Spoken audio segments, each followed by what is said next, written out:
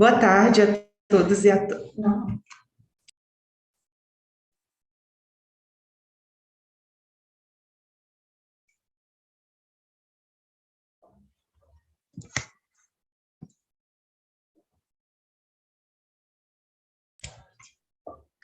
Boa tarde a todos e a todas. Me chamo Karina, eu sou supervisora no Instituto Sabin. O Instituto Sabin ele existe há 17 anos e é o responsável pelo investimento social do Grupo Sabin.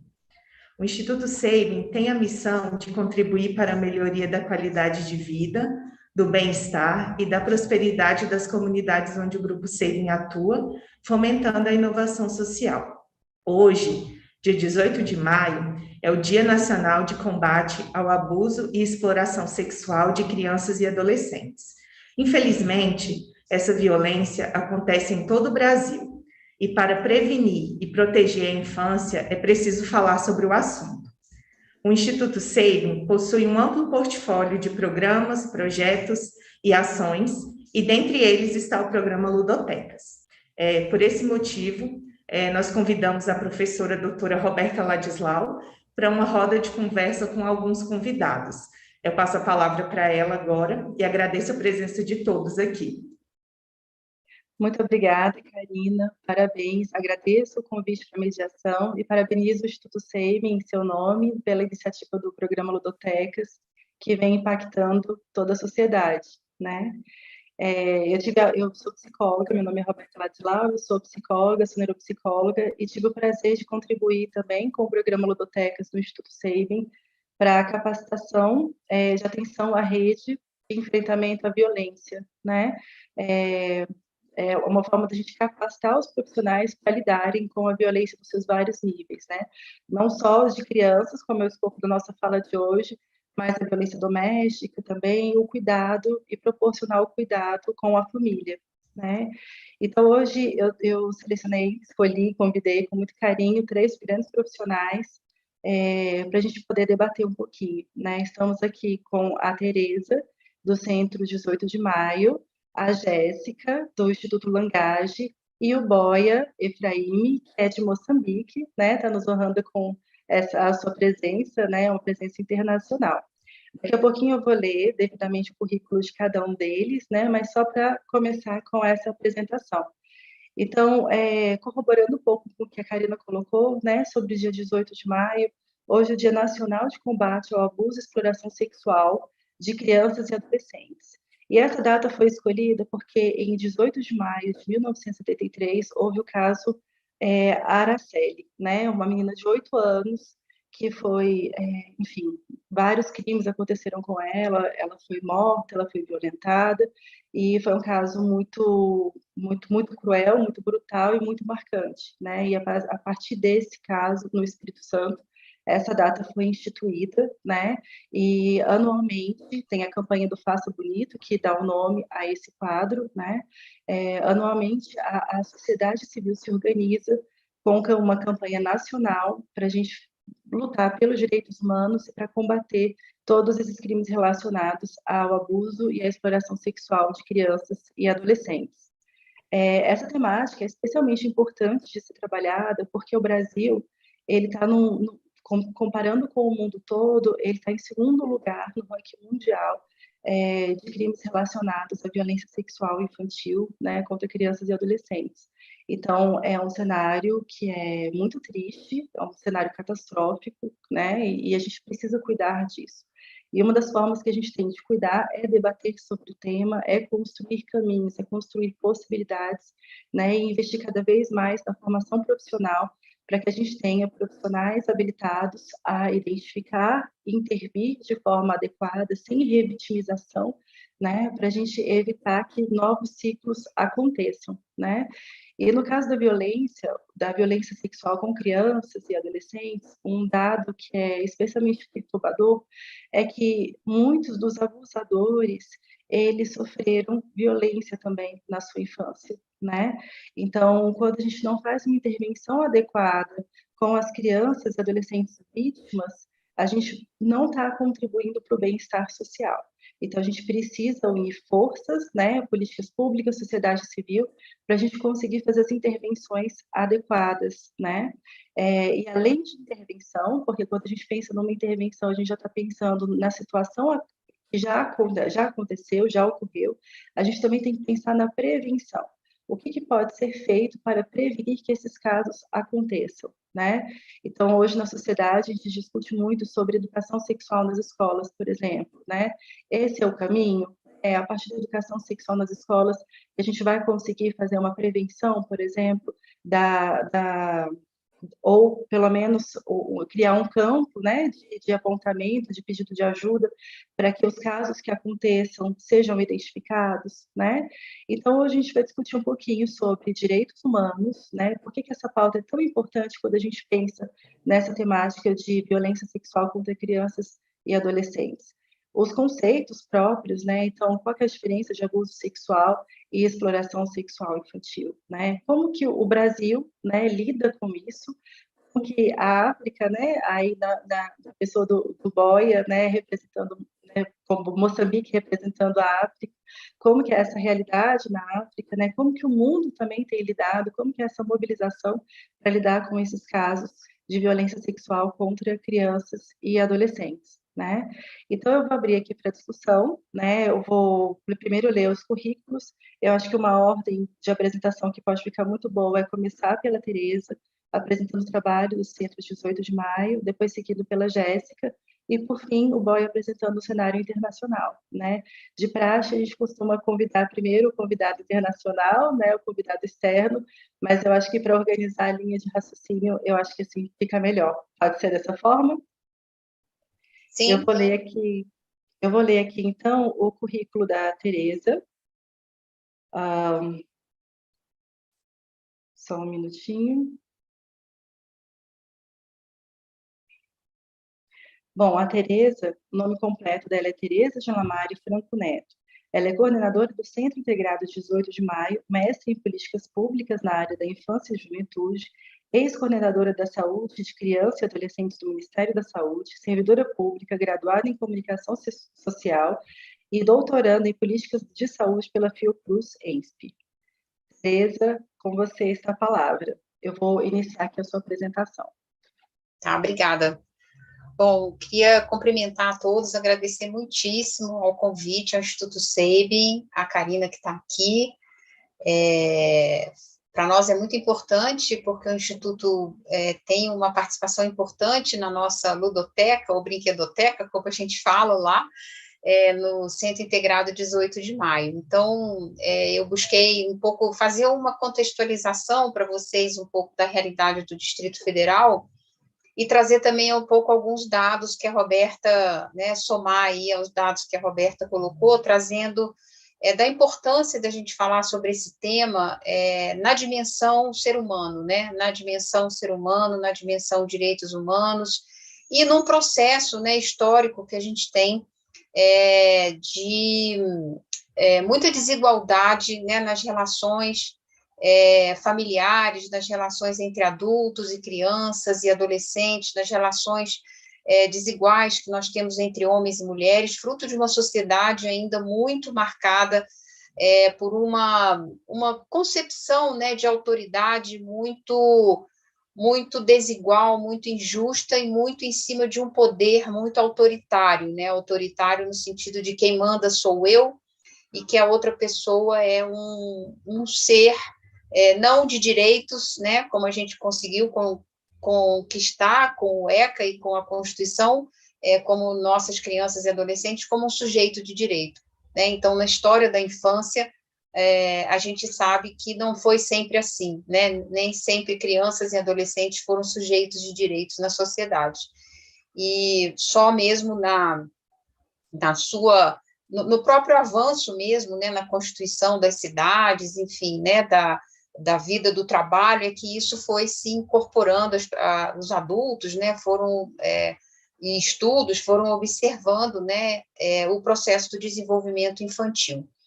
Então, a violência, ela é um fenômeno que está, né, no mundo inteiro, né, infelizmente, cada vez mais a gente vê a violência de uma forma muito naturalizada, e a gente precisa, iniciativas como essa são muito importantes, especialmente num dia como esse, e a gente está fazendo muitas lives, e todo mundo é uníssono em dizer que tem que ser o ano inteiro, né? Não pode ser só nesse dia nem nesse mês, né? Porque todo dia a gente tem que falar sobre isso. E a Roberta traz uma coisa muito importante, que é esse processo do desenvolvimento e do crescimento de crianças e adolescentes, a nossa sexualidade, né? Como que é importante falar sobre isso, trazer essa temática como uma questão muito da vida do ser humano, né? E a gente, como eu disse, infelizmente, a nossa sociedade ainda tem muitos tabus sobre isso, falar sobre o nosso corpo, falar sobre os nossos desejos, né? Sobre esse processo do crescimento e desenvolvimento sexual é muito difícil, né?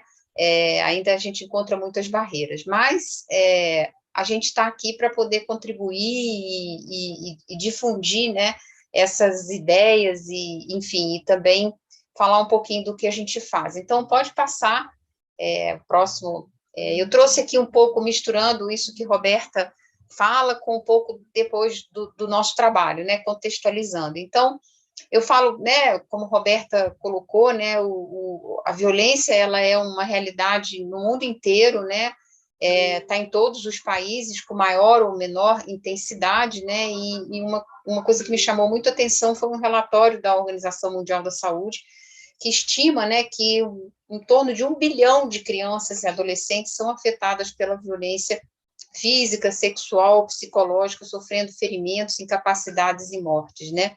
Então, essa é uma demanda, é uma realidade no mundo inteiro, e não é à toa que ela se tornou uma prioridade aí nas metas dos objetivos, né, do desenvolvimento sustentável, e todos os países, né, fizeram compromissos desde os ODMs e continuou com os ODS, né, para que a gente pudesse, os governantes, né, atuarem mais firmemente, né, nessa problemática que não é simples, como muito bem a Roberta trouxe. Pode passar, Roberta?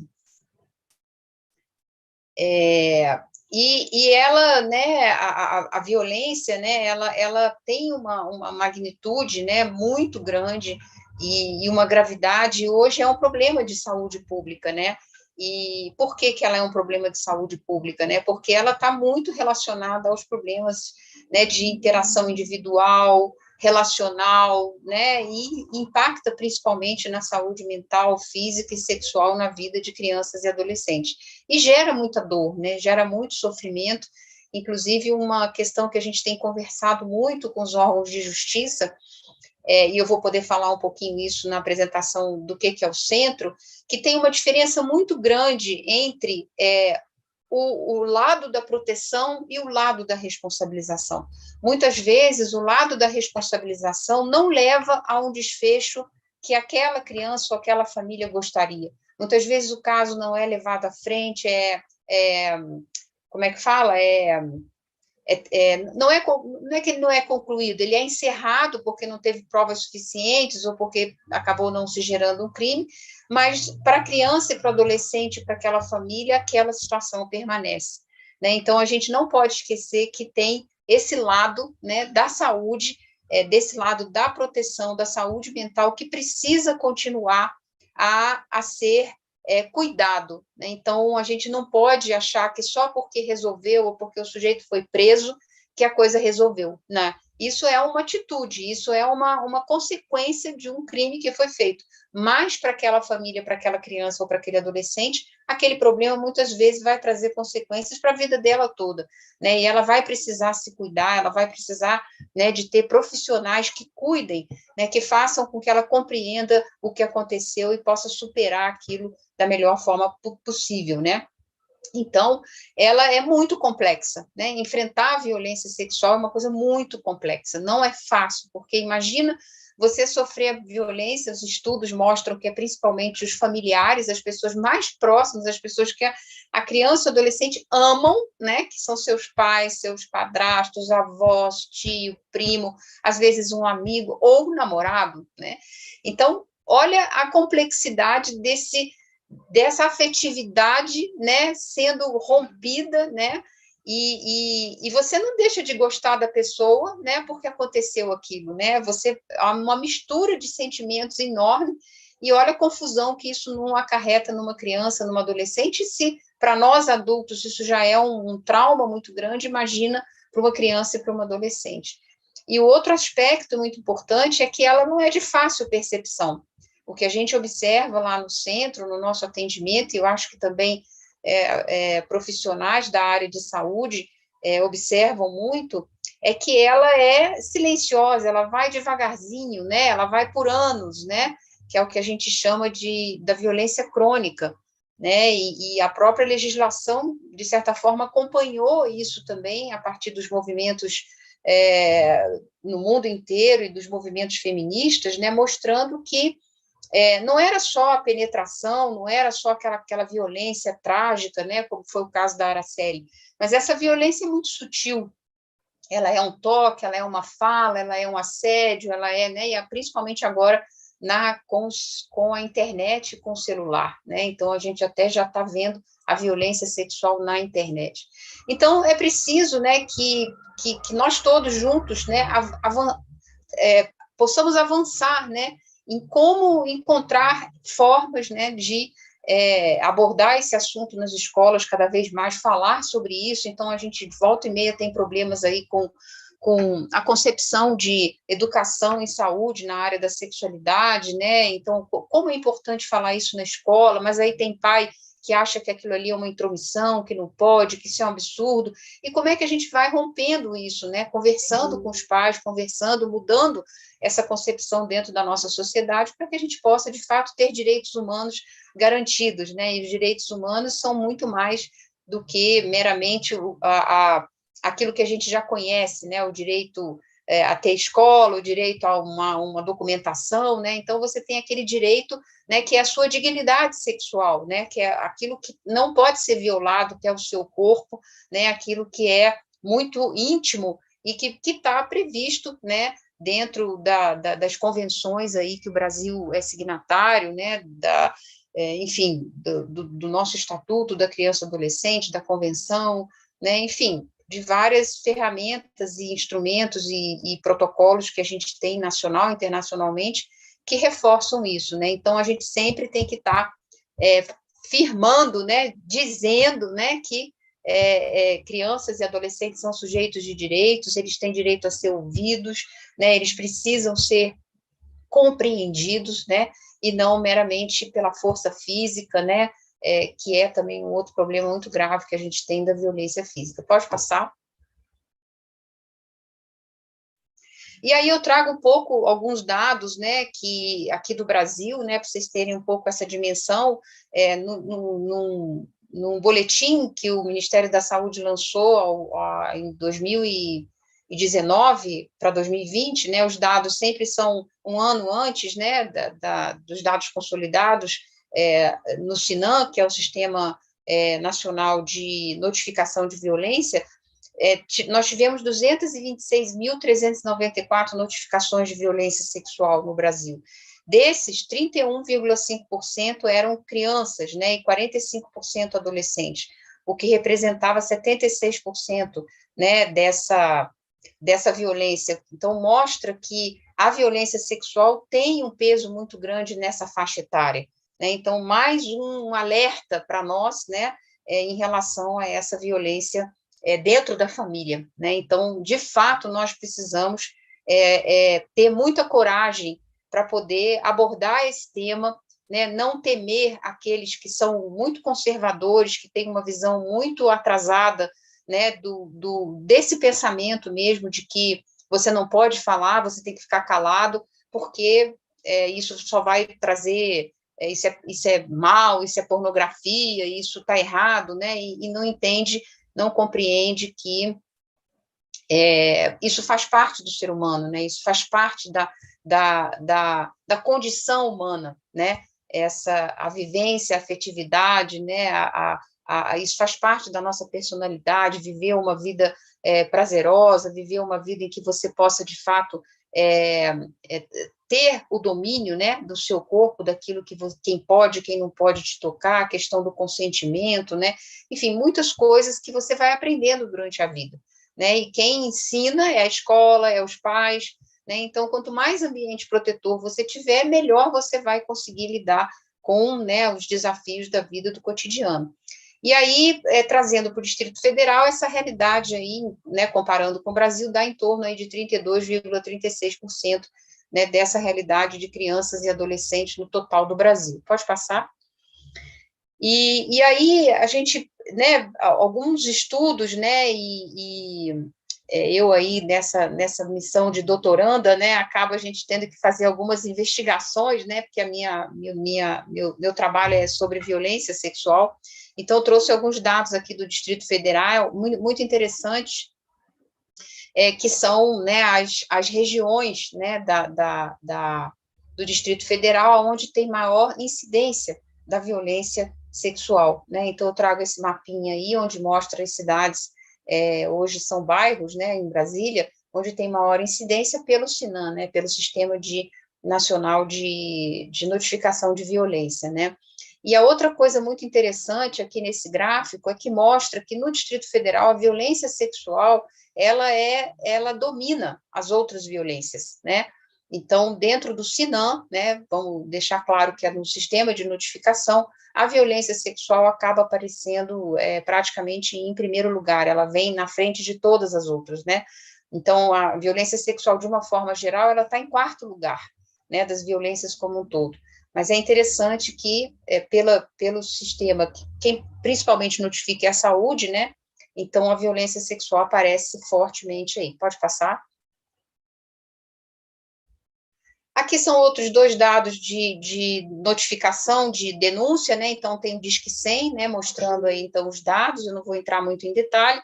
E aqui, nesse lado esquerdo, é quem mais notifica, né? Então, como eu já disse, é a saúde que mais notifica, esse azulzinho que vocês podem ver aí, 78,% né? Depois vem o Conselho Tutelar, né? Como um órgão de proteção, mas é interessante a gente observar que a escola praticamente não altera nada durante anos, né? Então, a gente ainda tem um desafio grande na escola para que a escola, de fato, seja um lugar também que possa fazer mais essa notificação, né? Existe ainda muito receio da escola, porque fica muito próximo dos pais, né? Tem muita ameaça, enfim. São grandes desafios que a gente tem. Pode passar? Aqui já são dados que vocês já sabem, quais são os perfis, né, dessa realidade. Então, os abusadores são principalmente os pais, padrastos, avós, tio, o principal lugar é a casa. E aí a gente tem uma questão forte em relação à raça, cor, né, que um percentual importante são de meninas da cor, né, negra, parda, e essa faixa etária, né, e principalmente as meninas, né, então isso também mostra aí a desigualdade, né, de gênero que a gente tem, que começa desde pequena, né, então, outro grande desafio que a gente tem. Pode passar? E aí já vamos trazendo um pouquinho a nossa realidade aqui do Distrito Federal, Centro Integrado, que foi criado em 2016, é um serviço que faz atendimento de crianças e adolescentes vítimas de violência sexual, ou suspeitas, ou testemunhas, e a gente faz a escuta especializada, então não é um serviço de saúde, é um serviço que tem por objetivo fazer a escuta, ou seja, a partir do momento em que há uma revelação, seja na escola, com a mãe, com o pai, com onde for, né, essa criança, então, tem o direito, né, essa família, essa criança e adolescente tem o direito de ser ouvida nesse espaço, para que ela, de uma forma integrada, né, a gente tem profissionais capacitados, treinados pelo protocolo brasileiro de entrevista forense, que é um protocolo científico, e a partir, então, dessa breve entrevista que a gente faz com esse adolescente, essa criança, a gente consegue identificar os 3 pontos principais, né, quem foi, onde foi, como foi, sem entrar em detalhe. E aí a gente faz um relatório e esse relatório é encaminhado para a rede a partir de uma devolutiva que a gente faz com a família depois desse atendimento, em que a gente, a partir da análise daquele caso, a gente orienta a família quais são os melhores serviços que ela pode ser encaminhada para ajudá-la. Então, no campo na proteção, então, se tem que fazer uma medida de urgência para afastar aquela criança imediatamente do suposto ofensor, se é uma família muito assim, que não percebe, ou muito que esteja numa condição que esteja colocando em risco aquela criança ou adolescente, vai para uma instituição de acolhimento, ou mesmo outras medidas, né, de saúde, como serviços de saúde, né, para atendimento psicológico, para os CAPs, né, quando está com transtorno, quando está se automutilando. Então, em Brasília, a gente tem uma rede muito boa de saúde, a gente tem vários serviços que fazem atendimento psicológico, não só no CAPs, né, e então a gente acaba conseguindo ofertar às famílias muitos serviços, os CREAs, os CRAS, né, para famílias em situação de vulnerabilidade, enfim, né, então a gente a partir daí encaminha, e por que isso é importante? Porque primeiro a família não precisa ficar peregrinando, ela vai ser atendida, dirigida, né, então ela sai do nosso atendimento sabendo que tais e tais serviços vão ligar para ela e marcar uma consulta com ela.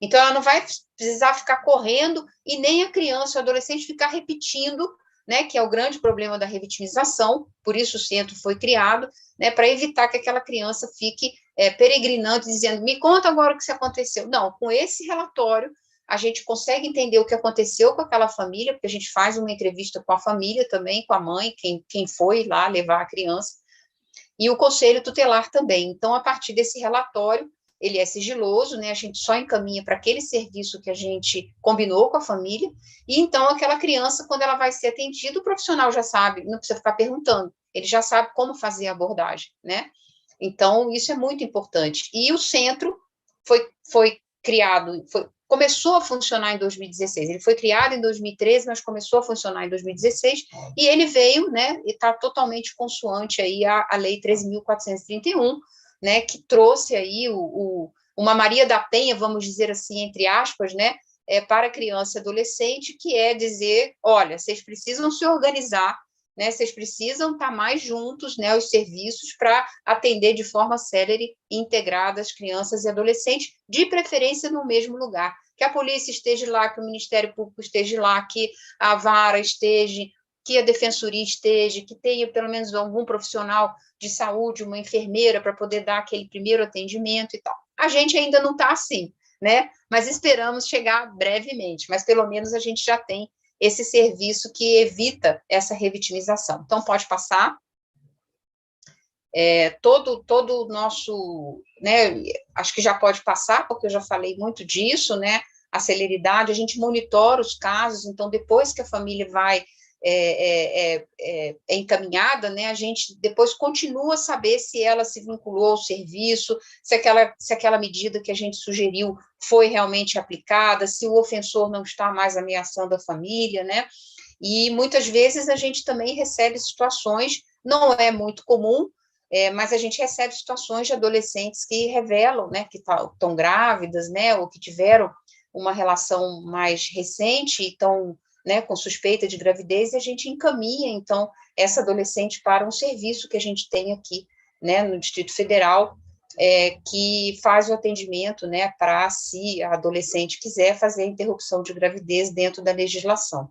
Então, o nosso atendimento, ele tem esse espaço lúdico, né, então, agradecer, né, essa participação dessa live aqui com o Instituto Sabin, porque ele foi um parceiro que proporcionou a gente criar a nossa ludoteca, a nossa brinquedoteca, e vocês não imaginam o quanto é importante esse espaço. Ele é pequenininho, mas ele tem um ímã. É impressionante, viu, Karina? Ele tem um ímã. As crianças entram lá e não querem sair. A ponto de a gente ter que ter mudado a nossa estratégia, porque antigamente porque a criança fica esperando, né? A gente chama a mãe, são duas técnicas que fazem o atendimento, uma que faz a entrevista com a família e a outra que faz a escuta.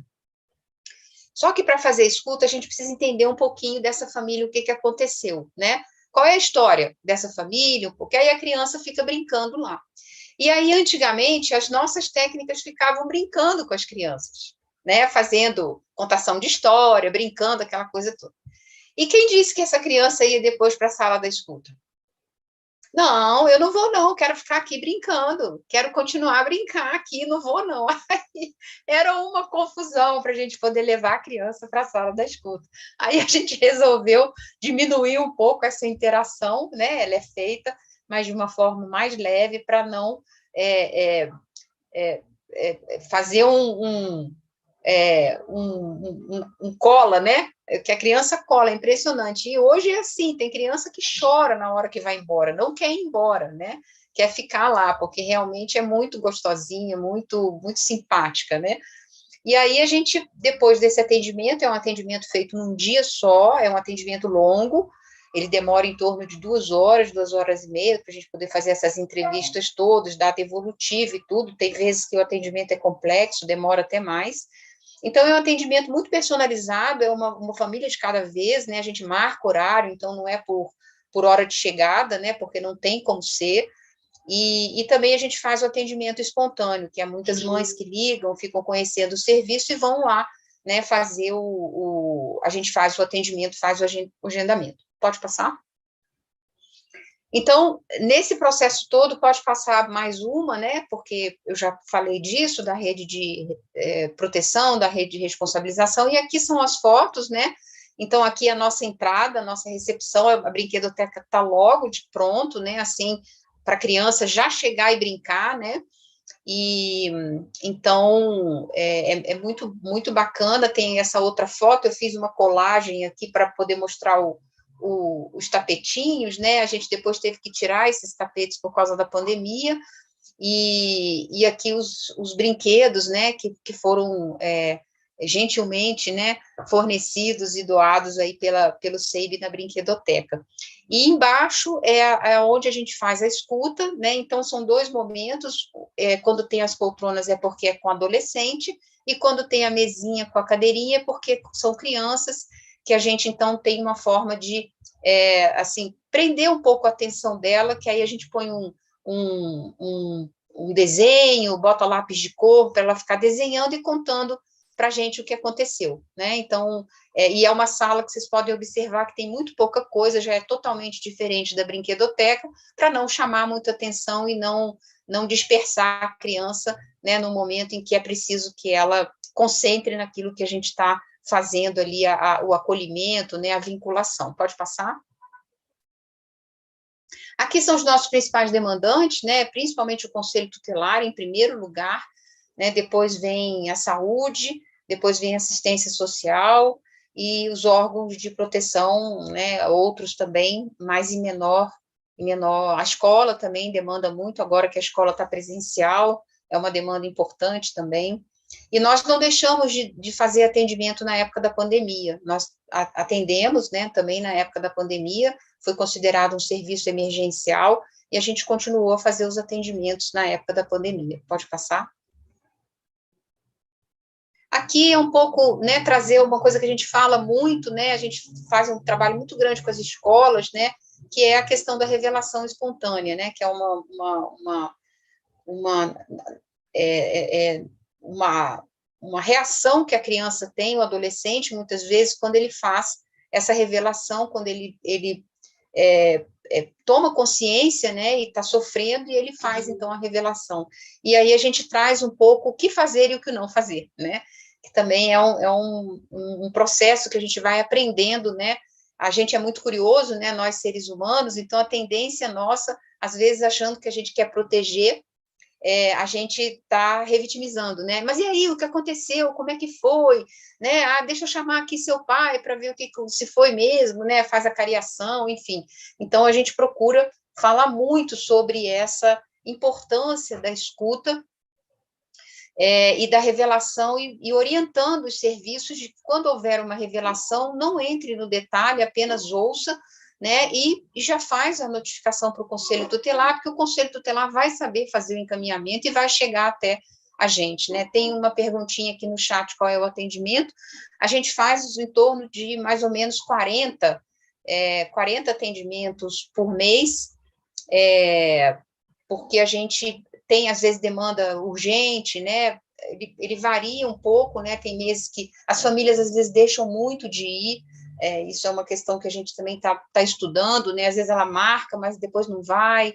Enfim, depende muito, às vezes, do conselho tutelar também, às vezes o conselho informa a família, mas depois não confirma, né? Então, a família, às vezes, deixa de ir, né? Então, é mais ou menos aí nessa faixa, né? E, então, dá mais ou menos aí, por ano, né? Uns 300, mais ou menos entre 300 e poucos atendimentos, por causa dessas quebras que tem, né? Pode passar.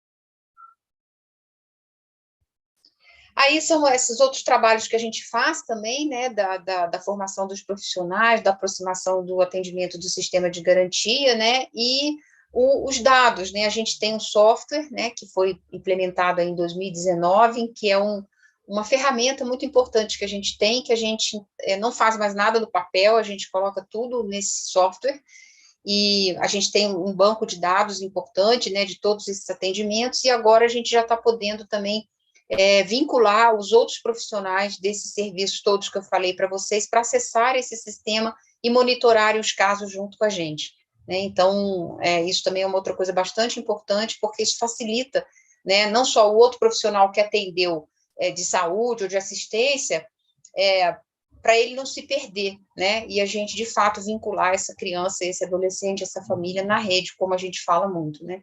Então, basicamente, era isso. Desculpa se eu me alonguei um pouquinho, mas eu acho que agora já é os muito obrigados, nossos contatos, bom, é isso mesmo. Tá aí os nossos e-mails, né, o nosso e-mail, o nosso telefone, para vocês anotarem aí, a gente está à disposição. Mais uma vez, agradeço muito essa oportunidade num dia tão importante como esse.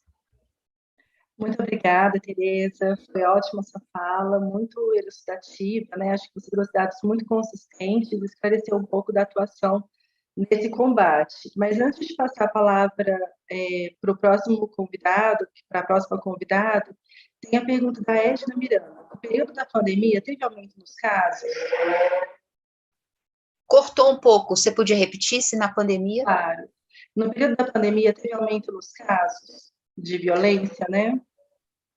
Não, no nosso atendimento não, porque apesar da gente não ter parado de atender, o fato de as escolas não estarem presencialmente, isso dificultou, né, essa comunicação. A gente fez muita palestra, inclusive tivemos relatos de casos de adolescentes que informaram via chat, né, para os professores, mas não, assim, no nosso serviço, não, né, porque a gente não, a gente passou a fazer um atendimento só num período, né, mas de uma forma geral, né, nos dados que a gente teve, né, da violência como um todo, se identificou, sim, que houveram mais denúncias, né, o que não quer dizer que houve um aumento, mas houve um acesso maior das pessoas para denunciarem, né, no Disque 100, no 125, a gente também tem um Disque 100 aqui nosso, que é o 125, então, mas no atendimento,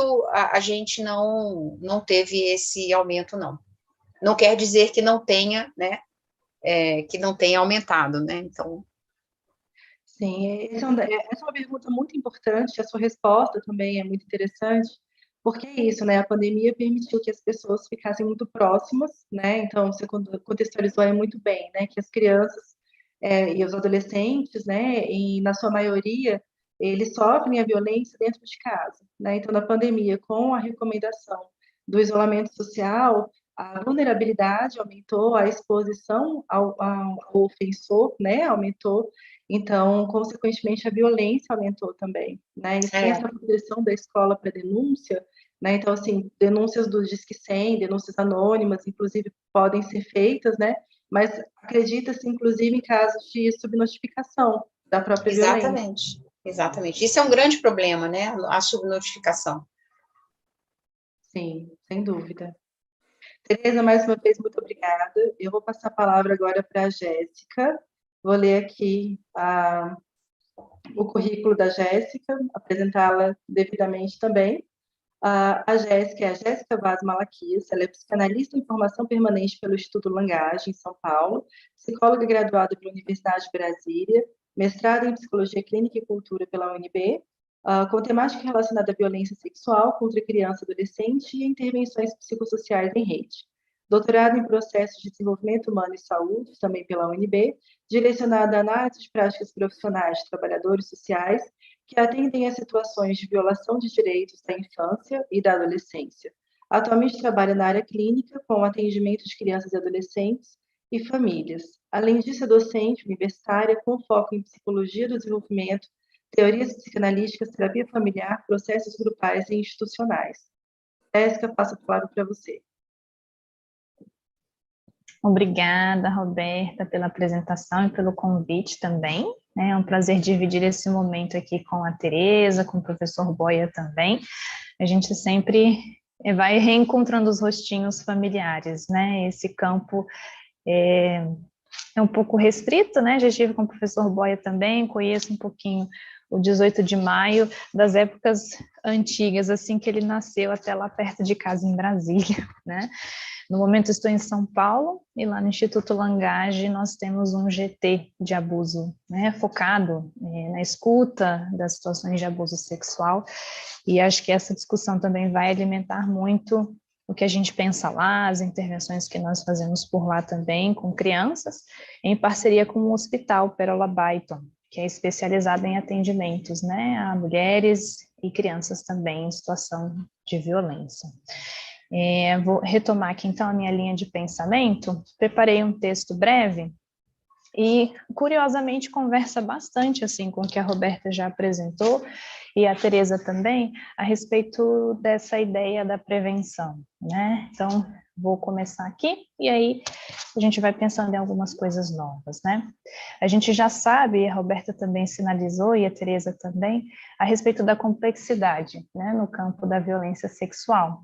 Esse fenômeno é atravessado por diversos aspectos, como as questões de gênero, as socioeconômicas, as culturais, as familiares, e ainda as próprias questões psicológicas, né, e sexuais dos envolvidos na cena de um abuso sexual.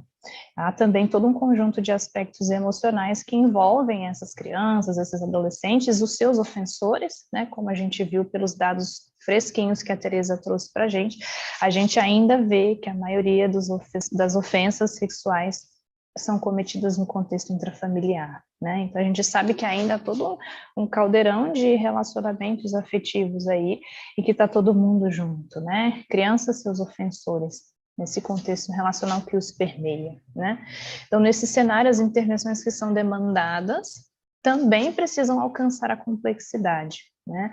Dentro de tantas tramas que se conectam nesse tecido, eu queria destacar com vocês uma perspectiva um pouquinho mais crítica a respeito dos saberes que a gente produz a respeito das intervenções que a gente direciona às crianças e aos adolescentes, né? Então, as intervenções vão acontecer no Brasil em diversos contextos, né? Seja na prevenção na escola, como eu vou entrar um pouquinho mais aqui com vocês, seja lá na justiça, na escuta do depoimento especial, seja nos dispositivos que fazem a escuta especializada, seja no contexto do conselho tutelar, por exemplo, né? Há intervenções que florescem em diversos contextos e têm diversas ênfases também, tá? Bom, conhecimento precede compreensão. Conhecimento precede compreensão. Primeiramente, a gente precisa reunir um conjunto de informações que vão nos ajudar a entender, a elucidar, a compreender a realidade. Então, há todo um corpo de saberes que vai nos informar acerca da realidade. E aí é a partir disso que a gente vai poder compreender melhor a realidade em que a gente intervém, né? Numa perspectiva crítica, numa leitura até decolonial, a gente precisa sublinhar que esse mesmo conhecimento que orienta a nossa compreensão, não se faz sem que ele esteja assentado sobre dinâmicas de poder, sobre conexões, sobre diferenças de gênero e de classe, e também sobre uma ética própria, né? Esse saber não se faz sem todos esses elementos, né? E aí, sem a reflexão acerca de todos esses atravessamentos na produção de conhecimento sobre a violência, né, a gente acaba produzindo um saber que é cheio de lacunas, né, e lacunas que a gente poderia enxergar muito melhor, né? Há muitos perigos na generalização do conhecimento acerca da violência sexual no país, né? A violência que uma mulher, que uma menina sofre no sul do país é muito diferente da violência que uma menina vai sofrer no interior do Nordeste, apesar de compartilharem elementos comuns, né? A escuta que ela vai receber no norte do país é diferente da escuta que ela vai receber no sul, sudeste, né? Essa generalização aponta para um saber que apaga também as questões de gênero, de classe, as questões institucionais, né? E para tantos saberes que se gestam em todos esses envolvidos na cena, na intervenção, né? Então, decolonizar o conhecimento tangencia também a forma como utilizamos os recursos que as intervenções geram. É necessário repensar a ética do conhecimento, de forma que esse saber seja inclusivo. O que a gente sabe sobre violência hoje? Contempla diversas vozes, né? Eu fico pensando, por exemplo, na história da subnotificação, né? Que é sempre uma pulguinha atrás de quem está lá em tantos dispositivos, né? A gente já teve a experiência de fazer a escuta da violência doméstica, por exemplo, com a Polícia Civil em Brasília, e era uma equipe com advogados, psicólogos e agentes policiais treinados para fazer uma escuta diferente da ocorrência policial. E ainda assim, a chegada das mulheres era bem a conta-gotas, né? O Centro 18 de Maio, que tem uma estrutura muito complexa, muito articulada, para evitar, né, revitimização, diversas repetições daquela história em diversas instituições. Por que chega tão pouquinho, né? 40 casos são muitos casos, mas nos parece pouco, né? Tendo em vista todos os dados que a gente tem pelos dias que denúncia, né? Porque, por exemplo, que, né, a gente não vê as pessoas chegando a esses dispositivos. O que a gente sabe sobre isso contempla o que essas pessoas têm a dizer sobre os nossos dispositivos, sobre as nossas instituições, né? É isso que a gente precisa entender quando a gente diz que o saber precisa ser inclusivo, né? O que as pessoas que acessam os nossos serviços sabem e têm a dizer sobre o que a gente faz no trabalho com elas, né? Construir esse saber inclusivo aponta para a necessidade de incluir, então, a voz de todos os envolvidos, principalmente das famílias permeadas pela violência. Algumas estratégias de intervenção correm o risco de serem pensadas apenas da perspectiva dos líderes das políticas públicas, dos técnicos e técnicas da psicologia, da assistência social, da medicina, por exemplo, né? Então, quando esse saber deixa de ser inclusivo, as evidências que a gente tem a respeito do que funciona e do que não funciona são sempre incompletas, né? Eu não sei por que a subnotificação não funciona, porque eu não escutei a voz daquele que chega ao meu serviço para notificar ou para denunciar, né? Bom, para ilustrar então a dinâmica da produção de conhecimento e de evidências, né, como tudo isso está repleto de lacunas, eu vou tomar, por exemplo, a situação dos programas de prevenção à violência sexual, né? Então, acho que a gente está construindo um fio bem interessante aí, porque logo no início, né, a Roberta já falou dessa frente, né, de intervenção, que é a própria prevenção, né? Então, até aqui a gente já se encaminhou para pensar um pouquinho a prevenção a partir das escolas, né, para aquilo que a gente chama de educação sexual. É muito comum ouvir nas equipes, nos profissionais, essa denominação. Vamos trabalhar com prevenção, vamos fazer um trabalho de educação sexual, né? Eu dei uma olhadinha para ver o que a gente produziu de conhecimento sobre o que é prevenir utilizando a educação sexual no contexto escolar, né? No Brasil, essas intervenções primárias têm sido mesmo direcionadas às crianças, aos adolescentes, a alguns profissionais e até à comunidade, à família, mas ainda linkado ali ao contexto da escola, né? Interessante que a maioria das pesquisas científicas, você rapidinho dá uma olhada no buscador de artigos acadêmicos, prevenção e abuso sexual, o que aparece é essa esse programa desenhado dentro do contexto escolar com essa proposta, né? Vamos educar a própria sexualidade, né? Então, as principais ações enfatizam um treino de habilidades para ajudar as crianças a identificar as situações de perigo, né? Nesses tipos de programa, as crianças são treinadas a mapear adultos que não são confiáveis, a perceber toques que não são adequados, a pedir ajuda e a reportar qualquer situação de abuso. Essas estratégias de prevenção têm, de fato, tido muito sucesso no contexto escolar, né, de implantação. Também tem largamente contribuído para uma cultura de cuidado, de saúde nas agendas da educação, né? Mas, além disso, os estudos que encontramos apontam para um efetivo aprendizado dessas habilidades.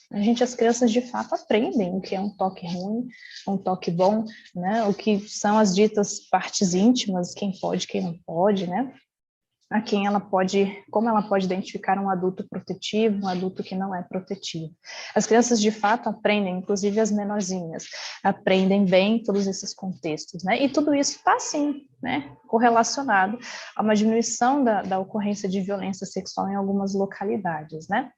Mas, apesar disso, existem alguns dados que ainda não estão completamente elucidados, né? A gente falou lá atrás que tem tantas vozes que precisam falar na construção desse saber, que talvez elas possam instruir algumas coisas que ainda não estão bem esclarecidas, né, no saber que nós temos sobre a violência sexual, né, e nesse contexto aqui sobre a efetividade do que é programa de prevenção em escolas, né.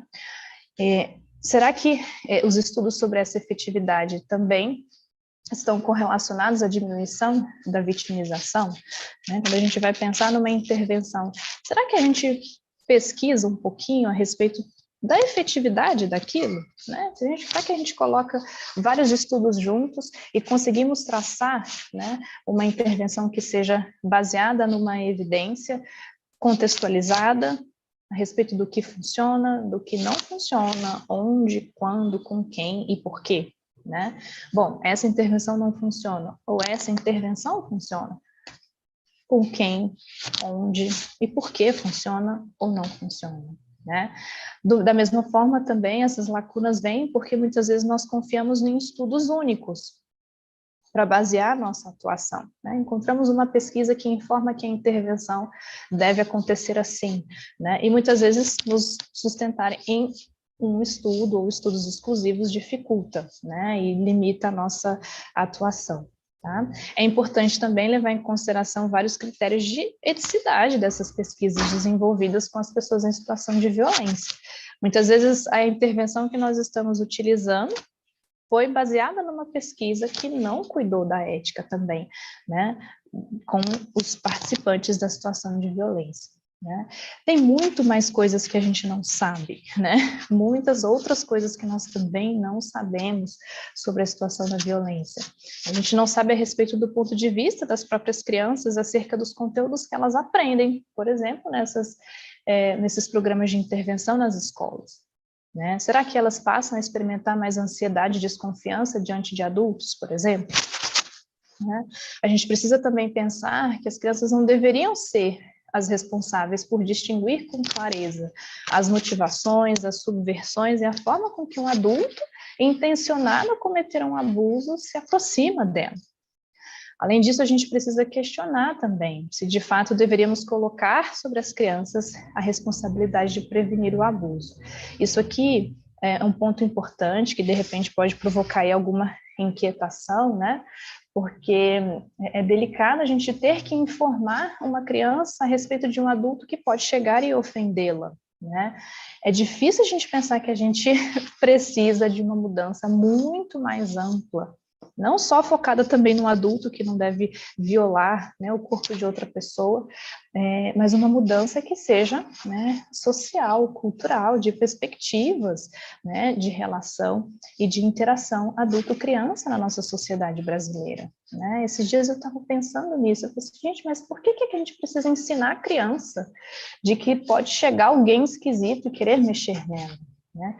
Ao mesmo tempo, a gente precisa fazer isso, né?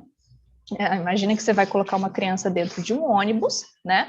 Você vai precisar que o adulto que vai dirigir o ônibus dirija com cuidado, você vai precisar que ele saiba que ele precisa cuidar daquelas crianças que estão no ônibus, mas também não é problema nenhum você pedir para a criança colocar o cinto de segurança, né? Então, é delicado mesmo, né? Esses dois lados da questão. Colocar a criança nessa responsabilidade, mas ao mesmo tempo a gente precisa fazer, a gente precisa pedir que a criança coloque o cinto de segurança também, né? A gente precisa compreender ainda se as crianças tendem a mal interpretar as trocas com os adultos, inclusive as trocas físicas que existem entre crianças e adultos, né? Esse misunderstood e essa má interpretação pode, inclusive, levar a falsas alegações, né? Ainda precisamos também pesquisar acerca dos efeitos desses programas e de toda a sorte de programas de prevenção. A gente está colocando aqui no mesmo saco, né? Mas deve existir uma diversidade imensa de propostas, de linhas de trabalho, linhas conceituais, de metodologias, né? De N trabalhos aí, para a gente dizer que existe um tipo só, né, de intervenção na prevenção ao abuso, né? Quais os efeitos, né, ao longo do desenvolvimento dos sujeitos que participam disso? A longo prazo, né, ter participado de um programa de prevenção ao abuso ou de educação sexual que se diga, né, qual é o efeito disso ao longo do desenvolvimento? A gente não sabe, não existem pesquisas sobre isso. Além disso, a gente precisa estudar o componente opressivo e autoritário das situações violentas. E a gente precisa verificar se as habilidades treinadas nesses programas manifestam alguma efetividade diante de um cenário tão emocionalmente ameaçador, né? Será que o fato da criança saber o que é um toque bom, um toque ruim, é suficiente para ela lidar com uma situação opressiva, que é uma violência sexual, né, por um adulto? Não crianças de 12, 10 anos, mas nós sabemos que violência sexual acontece com crianças de 5, 4 aninhos, né, e existem programas também com crianças pequenas. Será que isso é suficiente para que elas, de fato, enfrentem essa situação tão ameaçadora, né? Essa ideia também se correlaciona com uma outra lacuna, gente, nos nossos saberes, que aponta para o que a gente pouco sabe sobre os próprios ofensores sexuais. Muitas vezes eles e elas, né, algumas mulheres cometem abusos sexuais, sim, né, e aí esse é outro estereótipo que a gente nutre muitas vezes, né, esses ofensores, essas ofensoras são entendidas a partir desses mesmos estereótipos e de pouca informação que a gente tem sobre os seus padrões de ação. Essa pode ser muitas vezes uma ação latente, sofisticada, impossível de ser facilmente revertida por uma criança ou por um adolescente.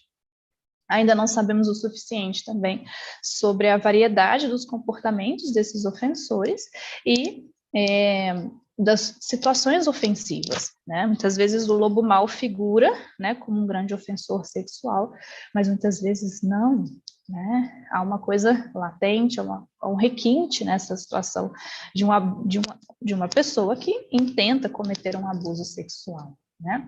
A gente também pouco fala acerca da inclusão de adultos que já cometeram ofensas sexuais nas intervenções de prevenção, né? Então, se a gente sabe que aquela pessoa já cometeu uma ofensa, o que a gente precisa fazer para que não haja uma nova vitimização provocada por aquela pessoa? Isso também seria prevenção, no nível talvez quartenário, né, de trabalho, mas isso também seria prevenção, né? A gente ainda não chegou nem perto dessa amarração aqui, né? A gente também não sabe como incluir nesses programas toda sorte de crime sexual, né? Como a Teresa falou, a respeito das violências nos ambientes virtuais, ou a violência sexual no namoro, é um outro tipo de crime sexual também, com todo um contexto, né? E como incluir isso? Vamos falar de todos os outros crimes, né? Será que seriam necessárias outras habilidades a serem ensinadas para cada tipo de crime sexual? A pornografia, a exploração sexual também, né? Que outras habilidades são necessárias conforme cada situação específica de cada crime sexual? né? Olha só, foi um esforço ter que pensar em tantas coisas que a gente ainda não sabe, né? Quantas lacunas existem que a gente ainda precisa vasculhar, a gente ainda precisa investigar, a fim da gente melhor orientar as nossas intervenções de prevenção, né? Só para fazer esse recorte, eu falei, tem que falar de alguma coisa, eu vou puxar esse tema que está fervendo também lá nas discussões do Instituto Langage a respeito de prevenção, né? Só para citar esse recortezinho do trabalho com abuso sexual. Olha quanta coisa ainda precisa ser melhor experimentada, investigada, elucidada, né, conhecida, para que a gente compreenda melhor a nossa própria intervenção, né? A gente precisa ter clareza de que essas estratégias utilizadas nas nossas intervenções, gente, de fato são as mais adequadas para as crianças com que estamos trabalhando. Pode parecer uma questão tão óbvia, né? Mas será que a nossa intervenção, de fato, é pensada para funcionar naquele contexto, com quem e por quê, né? E como também, né? A gente precisa gerar melhor saber sobre o que está funcionando, onde, para quem e por quê, né? Então, atuar com base nas lacunas que a gente consegue mapear também pode gerar uma nova leva de informações, aí mais encarnadas na voz e nas experiências dos sujeitos envolvidos, né? Isso, por exemplo, que a Teresa trouxe a respeito das crianças na ludoteca, né? Que pérola isso, né, Teresa? Assim, como as crianças utilizam aquela ludoteca, como a escuta vai acontecer numa outra sala, né? Como que poderia ser possível que as crianças fossem também escutadas na ludoteca. Olha o que essas crianças estão dizendo, né? A gente gosta de estar aqui no 18 de maio, trabalhando e sendo escutado por essa equipe. E isso precisa ser ouvido, né? Porque funciona, né? Para essas crianças, nesse contexto, nesse lugar, né? Então, quantas outras coisas mais nós precisaríamos ouvir, né? Tantas mulheres que acabam acompanhando essas crianças no percurso, né? Geralmente são, de fato, as mulheres que fazem essa peregrinação pelos serviços, que são as responsáveis, né? Por lidar com todas essas chancelas, né, institucionais para cuidar de uma situação de violência que foi revelada. O que a gente pode ouvir dessas pessoas, geralmente mulheres também, né? Nas experiências dessas pessoas envolvidas nas intervenções, né? Bom, o que a gente sabe é que o que a gente vai registrar nos documentos, nas pesquisas, né, no mapeamento, na investigação dessas intervenções só vai fazer sentido, né, a investigação só vai fazer sentido se ela faz uma inscrição na realidade e nas nuances dessas vozes, que também nutrem um saber sobre a situação de violência sexual, né? Então, quando a gente pensa em lacunas que ainda existem, isso me parece se correlacionar muito bem com mais vozes que precisam falar sobre, né? E aí talvez seja ousado dizer, mas necessário, a gente precisa escutar mais os ofensores, a gente precisa escutar mais as mulheres que peregrinam no sistema, a gente precisa escutar os que estão no sistema, né? De forma que a intervenção seja cada vez mais contextualizada, né? E aos pouquinhos novas lacunas surjam e sejam preenchidas por todos esses saberes, né? Então, muitas vezes a intervenção vai ser pensada apenas horizontalmente, né? E ela vai ficando esburacada mesmo, vai ficando autoritária também, né? Vai ficando se estabelece a partir de um olhar que é do técnico, que às vezes não conversa muito bem com o território, com o saber local dessas famílias e dessas crianças, né? Então, pensando nessas coisas todas, né, acho que essa fala é mais uma provocação porque a gente ainda enfrenta de buracos mesmo nessa temática do abuso sexual, aqui um pouquinho mais contextualizados na ideia da prevenção, né? Muito já se sabe, temos muitas evidências de muitas coisas, mas precisamos colocá-las, né, sob uma nova ótica, precisamos de olhar para as lacunas para que novos conhecimentos surjam, né, e iluminem aí uma nova compreensão sobre o trabalho que a gente precisa fazer, né. Bom, era esse o tom da minha fala, né, encerro por aqui.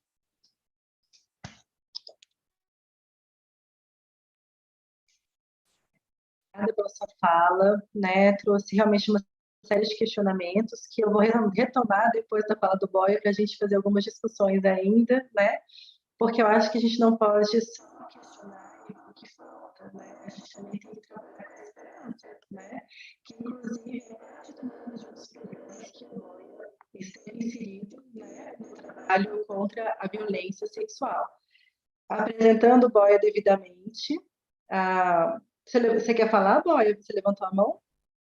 Sim, sim. Ok. Bom, eu penso que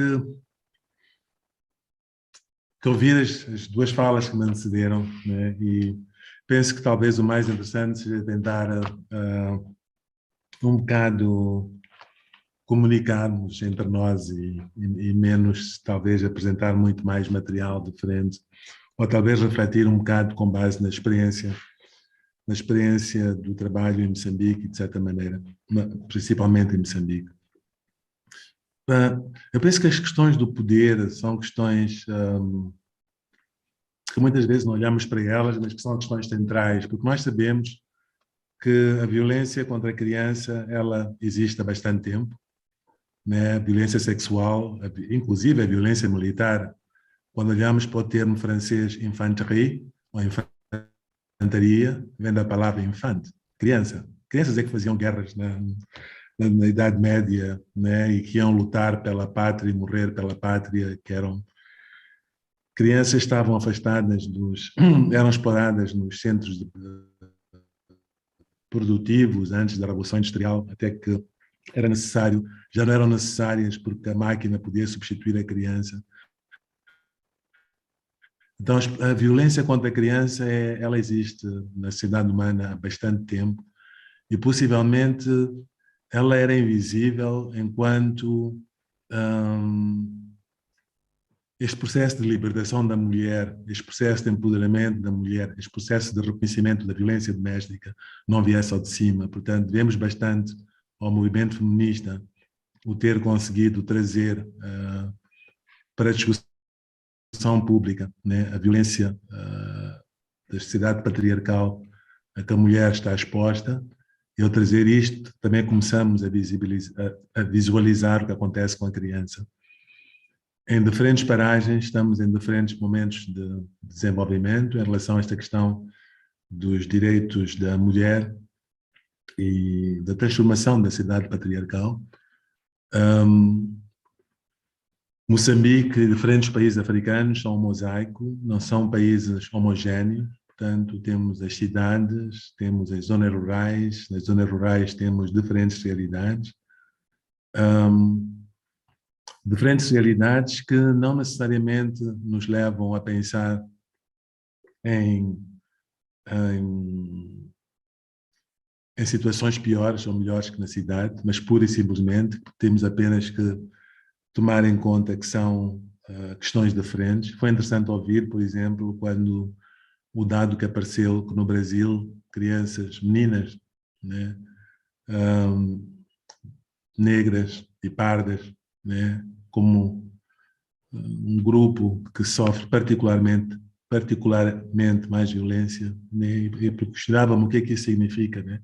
Possivelmente reproduza uma situação que não tem apenas a ver com a questão do abuso sexual, mas com toda uma estrutura de discriminação, de exploração, de negação de direitos que possivelmente algumas parcelas da população possam sofrer. Então, este é mais um sofrimento que a população, que este grupo demonstra. No caso moçambicano, nós verificamos que muitas vezes, também na linha agora dos diferentes saberes, dos diálogos, que nós temos um discurso que muitas vezes não toma em consideração os diferentes saberes existentes nas diferentes comunidades, né? Nós não temos em Moçambique uma definição homogénea, partilhada por todos sobre o que é uma criança, quando é que se deixa de ser criança. A lei diz que são 18 anos. Quando vamos às diferentes comunidades rurais, há diferentes definições de até quando se é criança. Há diferentes definições sobre como proteger as crianças. Encontramos, por exemplo, na cultura de algumas populações rurais de Moçambique, práticas como quando uma criança nasce, que ela é apresentada aos antepassados e recebe um nome tradicional, né? E esse nome é de um antepassado que já não mais existe, mas que há uma ligação entre os vivos e os mortos bastante presente nesta escultura. E ao receber este nome de um antepassado como nome desta criança, também esta criança recebe um espaço de proteção da família, porque a família vê como um fenómeno de, não sei, encarnação, de continuação deste antepassado a viver nesta criança, e isto oferece este estado, esta proteção à criança.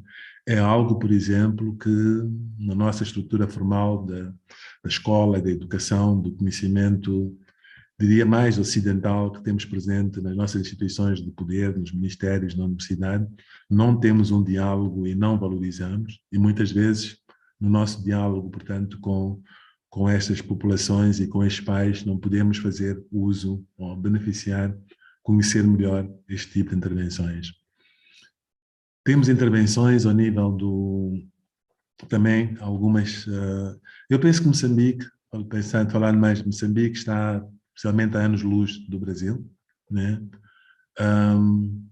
A escola tem intervenções que deviam ser da educação sexual, mas verificamos que elas são cada vez mais ínfimas.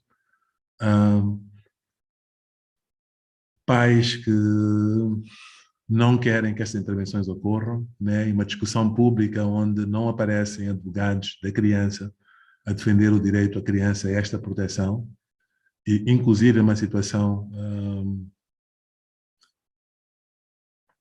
que me falta um adjetivo para ela, né? Quando a violência sexual tem lugar nas escolas e o perpetrador da violência é o próprio professor, né? Então, num espaço público para o qual pagamos impostos, para o qual o cidadão envia a sua criança e espera do Estado que possa garantir a proteção desta criança, né? Quando isto acontece, né, eu penso que mostra uma grande fragilidade do nosso sistema e principalmente das medidas que nós temos para prevenir este tipo de situações para que não ocorram. Nós em Moçambique fizemos um projeto denominado Este Corpo é Meu, né? E este projeto Este Corpo é Meu era para com crianças dos 6 aos 12 anos e teve lugar principalmente nas escolas públicas. Teve um financiamento não estatal, o que significa que ao fim de alguns anos, 3 anos, já não haveria um financiador privado que pudesse continuar a financiar a iniciativa e o Estado, o Ministério da Educação, deveria integrar este projeto no currículo escolar e ser financiado pelo Estado. Tal não aconteceu. Então o projeto continua apenas para as escolas privadas, aquelas que têm recursos para pagar, que é uma grande minoria. O que nós aprendemos nesse projeto foi, por exemplo, este tema que foi, como referi de certa maneira, a resistência de algumas pessoas em relação ao projeto. Percebemos que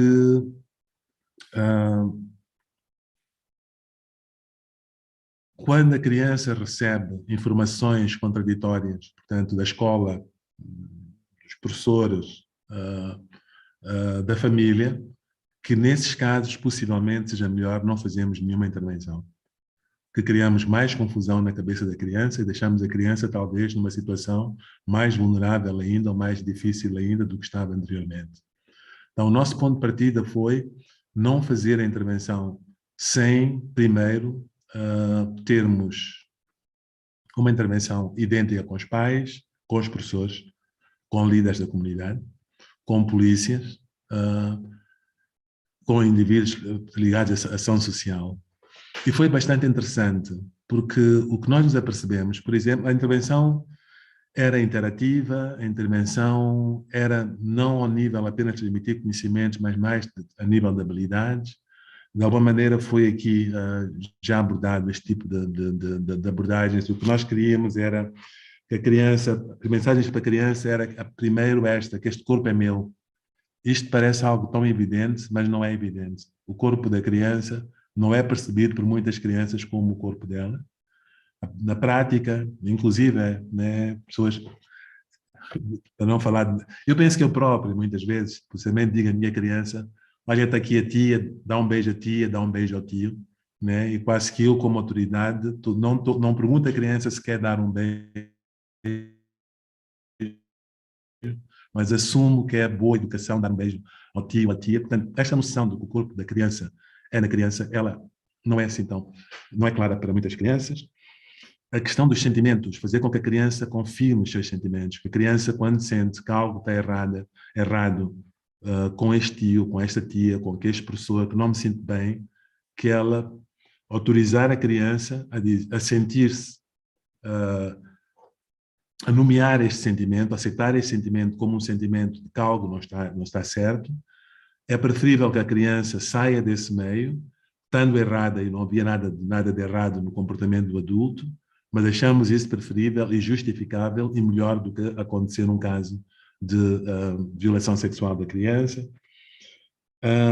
Essa questão também já foi abordada, o que é um toque agradável, o que é um toque desagradável, o que é que são as zonas íntimas, quem pode tocar nas zonas íntimas, quem não pode tocar nas zonas íntimas. E mais ainda, né, quer dizer que na grandes partes das nossas culturas, a criança não tem o direito de dizer não, né? Nós, os adultos, dizemos não pela criança, e autorizar a criança a dizer não, né, foi algo bastante interessante. Também a questão dos segredos, que muitas vezes os perpetradores da violência, especialmente na família, o tio diz à criança que, olha, isto que aconteceu contigo acontece com muitas outras crianças e isto é um segredo nosso e fica aqui entre nós. E exatamente esse tipo de segredos, educar a criança para ela os revelar e não ficar, portanto, com esses segredos. É bastante interessante que, enquanto digo isto, me ocorre outra coisa que é, penso que as evidências mostram que mais ou menos, em média, uma criança pede 8 vezes ajuda antes de ser escutada, antes de alguém levar a sério. Né? Portanto, a criança diz que o novo namorado da mãe tocou ou fez algo abusivo e a primeira reação da mãe é que eu sei que este homem não é o teu pai, eu sei que estou separado do teu pai, mas tens que compreender que a minha vida continua, que ele não vai substituir-se ao teu pai, mas que é o novo parceiro da mamã. Portanto, não tenhas ciúmes dele. Né? Se a criança fala depois a um professor, e o professor ouvir, muitas vezes o professor não quer ouvir, muitas vezes o professor mostra pela sua atitude que ele não tem tempo para ouvir, mas se encontra um professor que vai ouvir, e este professor, além de ouvir, contacta a mãe é capaz de dizer, nós já conhecemos o problema, ela tem ciúmes do meu novo parceiro e não é nada para levar a sério. Né? Então, ensinar as crianças isto dos bons e dos maus segredos, ensinar onde encontrar ajuda, que ela pode encontrar ajuda, que ela deve pedir ajuda, que ela deve identificar pessoas de confiança e devia ser também instituições públicas e ONGs de confiança que possam apoiar a criança e ter também em conta que nos projetos de prevenção primária que nós fazemos, nós lidamos nesta fase etária, nós pensávamos, ingênuos, que muitas das crianças nós íamos trabalhar e fazer prevenção primária, com crianças que ainda não sofreram violência sexual, porque têm 6 anos, e encontramos que várias crianças já tinham sofrido violência sexual, e que era importante, portanto, também trabalhar a questão da culpa, que eu não tenho culpa, que a responsabilidade é dos adultos e não é das crianças. Simultaneamente, em relação à questão ao trabalhar com os adultos, é uma questão de uniformizar a mensagem, mas nós, por exemplo, temos são diferentes estações. São estações, o que é uma estação, primeiro não fiz um slide, mas uma estação é, portanto, eu quase digo que uma estação é uma estação, né? Mas por exemplo, para trabalhar a questão da autoestima. A criança tem uma caixa, dentro da caixa, e em cima da caixa está escrito, aqui vais encontrar um presente para ti. Né? O melhor presente do mundo, uma coisa assim de género. Quando a criança abre, tem um espelho, ela vê-se a si própria. Né? Tu és a pessoa mais importante do mundo e começamos uma conversa à volta disto.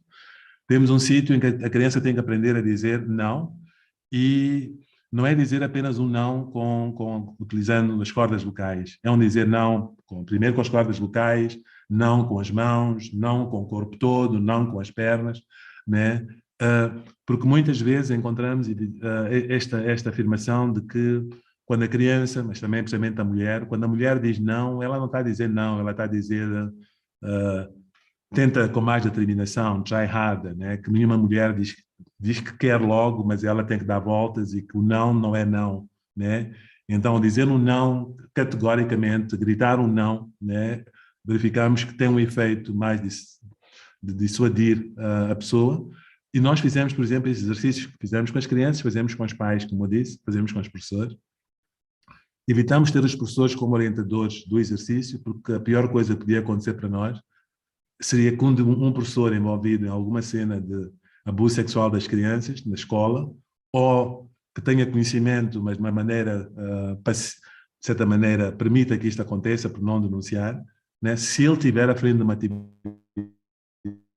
atividade destas, é retraumatizante para a criança, e é totalmente, né, quer dizer, então decidimos que eram ativistas, pessoas não da escola que iam fazer o trabalho, e então trabalhamos com os pais, trabalhamos com as mães e com os professores também. Mas é interessante que verificamos que as próprias mulheres, especialmente as mães, né, elas tinham grande dificuldade em lidar elas próprias com estes conteúdos, né? E que possivelmente um trabalho com as crianças, se não for acompanhado de um trabalho mais sério ainda com os pais, as chances disto funcionar são bastante poucas.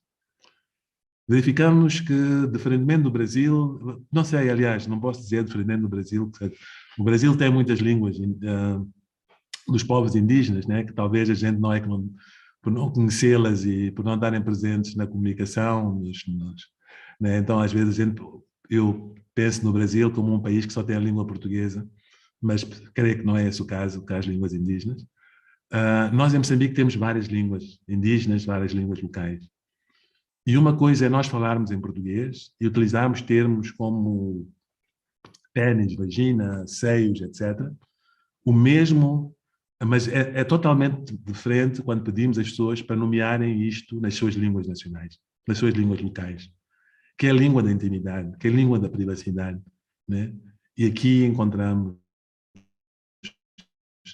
bastante dificuldade, que nos leva a pensar o que é que nós, qual é o valor e qual é a efetividade, ou qual é o impacto daquilo que transmitimos na língua portuguesa, que talvez seja algo a ser elaborado mais ao nível cognitivo e mais aceitável, e porque o direito nacional, a boa postura como cidadão me diz que isto é errado, mas o que é que significa quando eu não sou capaz de traduzir isto na minha língua, não sou capaz de lidar isto com a minha língua? Possivelmente significa que quão profundo, quão afetivo, como nós pensamos ser, que talvez não seja, né? Não, essa questão exige muito, nós temos que percebê-la melhor, não tenho resposta. Quando fizemos este tipo de projetos, nós acreditamos muitas vezes que podemos fazer uma intervenção e que funciona como uma vacina, né? Ou que pensávamos ser a vacina de Covid, uma dose única e que ficávamos imunizados em relação ao Covid e descobrimos depois que havia uma segunda dose e que agora fala-se uma terceira dose. E isto exigiria um estudo longitudinal e que possivelmente tenha que ser feito com universidades, né? Que têm estes recursos para, ou que deviam ter, ou não sei se têm, porque nós avaliamos muitas vezes os efeitos a longo prazo de uma intervenção, mas possivelmente o que nós queremos testar é se isto funciona até aos 18 anos, porque devia reduzir a probabilidade destas crianças e adolescentes serem vítimas da violência sexual antes dos 18 anos de idade, né? Então, é isto que nós devíamos avaliar e possivelmente devemos encontrar, talvez precisemos de uma segunda e de uma terceira dose, talvez de conteúdos diferentes, para os diferentes grupos etários, mas isto, infelizmente, exigiria recursos que não tivemos acesso e, portanto, que não foi feito. Então, talvez seriam questões este tipo de ideia, né, que continua a prevalecer, por mais que nós digamos que a evidência mostra que a violência sexual ocorre junto à família, principalmente, ou com espaços que a criança devia estar segura, na escola, por exemplo, também aqui no nosso caso moçambicano. Verificamos que na praça pública continua-se a falar da violência sexual como algo que é feita por pessoas estranhas, é feito, não aceites bombons, não aceites doces de estranhos, como se aceitar doces de estranhos, é isso que fosse proteger a criança, não fales com estranhos, ou não, mas, e, portanto, as mensagens não estão alinhadas com o que acontece na realidade.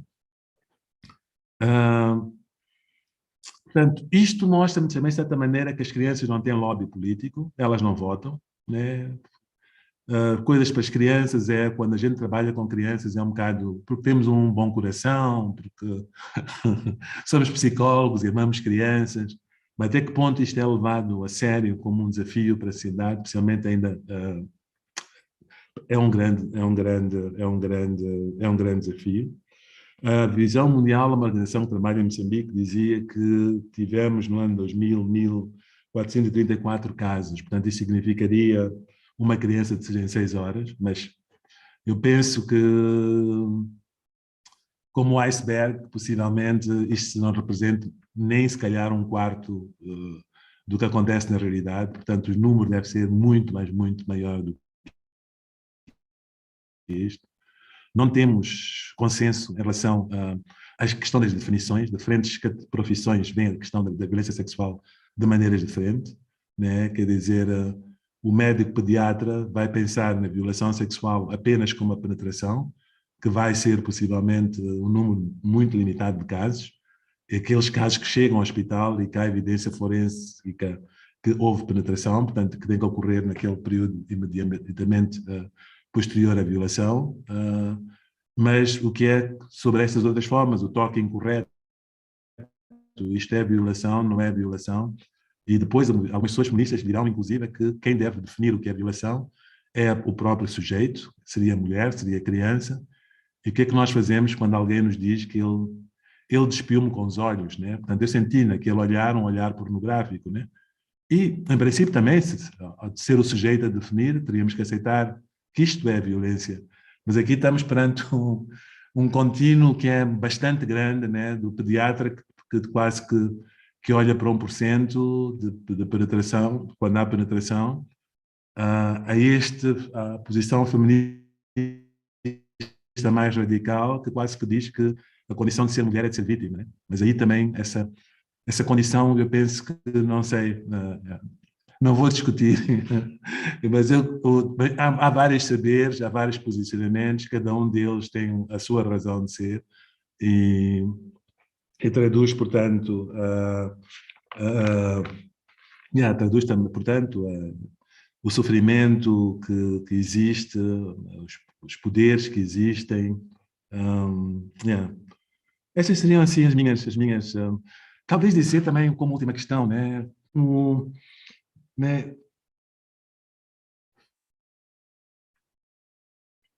Há uma responsabilidade, devia haver uma responsabilidade do Estado em relação às pessoas que são vítimas da violência. Portanto, aqui falo da criança, mas também falo da mulher e falo de outros crimes, né? O sistema que nós temos é um sistema que acaba revitimizando as pessoas de diferentes maneiras, mas eu penso que a principal é quando o Estado se escusa a reconhecer a sua responsabilidade. Portanto, o que acontece é que se alguém é vítima de algo, sobrevivente, né, na dimensão mais ativa, são pessoas sobreviventes, a pessoa vai à polícia fazer uma denúncia, as pessoas que chegam à polícia, e a polícia acha que o trabalho deles é apenas juntar evidência, talvez encontrar o criminoso, se encontrar o criminoso, levar o criminoso a tribunal. Se o tribunal achar que o criminoso é culpado, nessa altura vai ser condenado. Se a condenação for incluir alguma indemnização e o criminoso pagar a indemnização, só nessa altura é que a vítima, a sobrevivente, será ressarcida. Este processo é um processo absolutamente injusto para a pessoa sobrevivente, né? Porque não pensar em sistemas em que nós, como sociedade humana, primeiro ressarcimos a pessoa, fazemos tudo o que está ao nosso alcance como sociedade, como Estado, para trazer a pessoa para o mais próximo possível da situação que se encontrava antes de ser vítima deste evento, e se houver um ressarcimento no fim do processo, que seja o Estado a ser ressarcido. Portanto, isto seria um contrato social, e está um bocado ligado à ideia também do pacto social, né?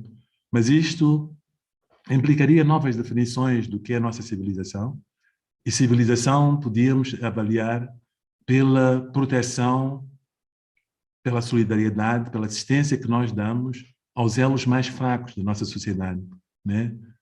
Isto devia ser o padrão um padrão civilizatório dos nossos tempos.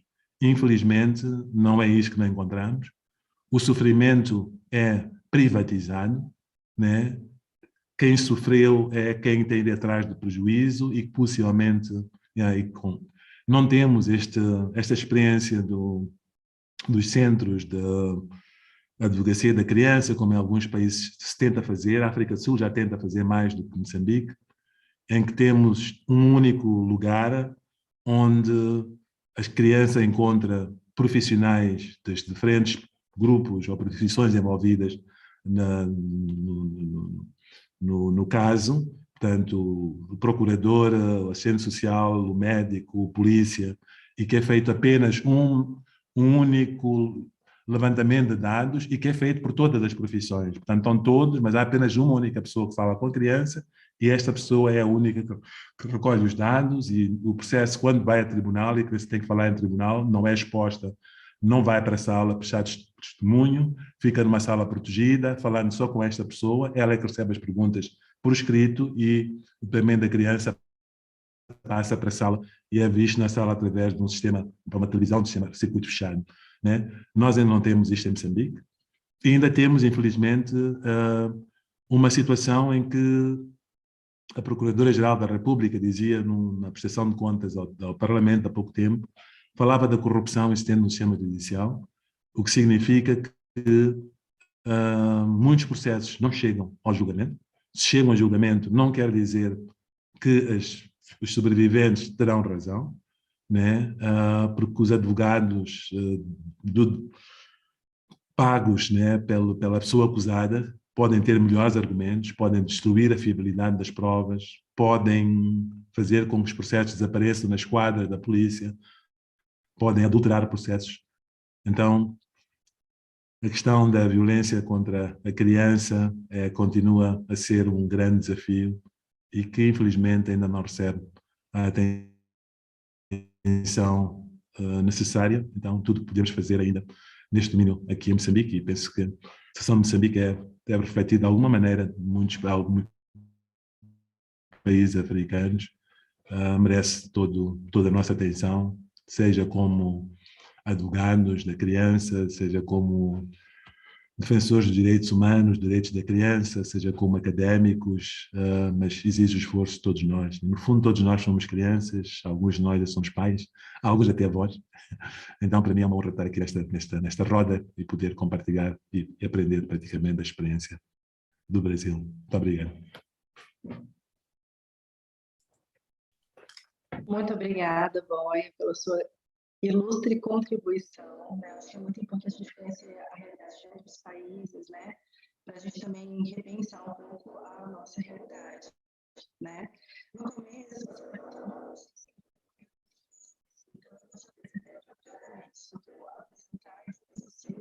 Roberta, o seu áudio está ruim. Seu áudio tem hora que ele some. A gente não ouve. É? E agora, como eu faço? Eu vou tentar dar seguimento, porque eu vejo alguma questão de internet, né? Acho que eu não tenho como intervir nisso, tá? Mas, de toda forma, eu também foi disponibilizado aqui no chat do YouTube, tá?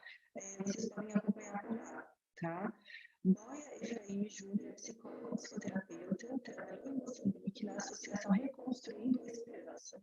Lá trabalhou na reabilitação psíquica de crianças soldado e posteriormente no atendimento psicoterapêutico de crianças sobreviventes da violência sexual. Entre 2010 e 2014, foi presidente da Associação dos Psicólogos de Moçambique.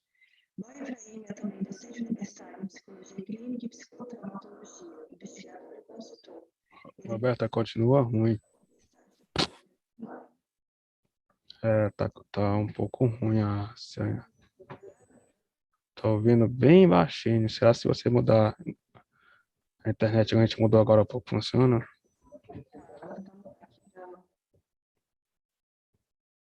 Quer tentar? Sim, vou tentar.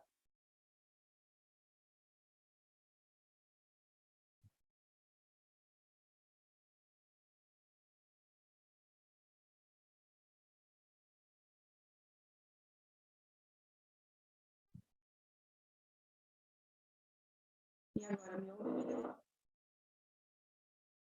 Não? Não melhorou. Gente, Será se a saída de microfone sua tá pronta? Continua a mesma? tá mesmo. De repente, como sugeriu, de repente um fone de ouvido você tem próximo para a gente tentar melhorar? Não. Posso pegar. Agora tá Ó, melhor. melhorando, Melhorou? melhorou. Aham. Acho que era a luz que eu tinha ligado, que eu tirei aqui, então. Então tá bom, vamos dar seguimento então. Bom, eu estava apresentando o Boia, né, o currículo dele já foi disponibilizado aqui no chat do YouTube. Eu vou ler novamente, então, para que vocês possam me ouvir. Boia Efraim Júnior é psicólogo e psicoterapeuta, trabalhou em Moçambique na Associação Reconstruindo a Esperança. Lá trabalhou na reabilitação psíquica de ex-criança soldado e posteriormente no atendimento psicoterapêutico de crianças sobreviventes da violência sexual. Entre 2010 e 2014, foi presidente da direção da Associação dos Psicólogos de Moçambique. Boia Efraim é também docente universitário em psicologia clínica e docente universitário em psicotraumatologia, investigador e consultor. Ele possui doutorado pela Universidade da Colônia, na Alemanha. Tá? Então, agora apresentando devidamente o Boia. Muito obrigada mais uma vez, Boia. Retomando um pouquinho sua fala e também já trazendo um pouco para a discussão, né, para os nossos três convidados e para o público que está nos acompanhando pelo YouTube, né, o Boia trouxe alguns pontos muito importantes. Ele retomou os aspectos culturais, aprofundou um pouquinho mais isso, e ele falou sobre a educação emocional, né? E aí eu queria te perguntar, Boia, o seguinte, né? Um dos pontos que foi levantado hoje na discussão é sobre esse distanciamento do adulto e da criança, né? Então, a Safiotti, por exemplo, coloca que a nossa sociedade ela é adultocêntrica, né? Então, o adulto ele pode mais do que a criança.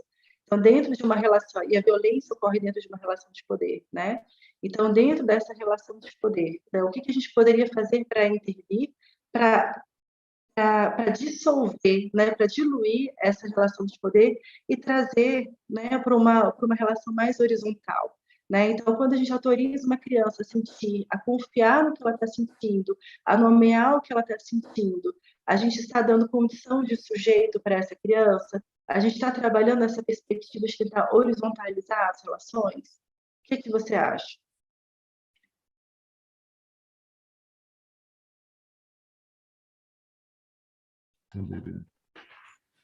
Bom, eu penso que há diferentes perspectivas, né? A questão, para mim, como eu disse, né, o movimento feminista nos mostrou que a questão da violência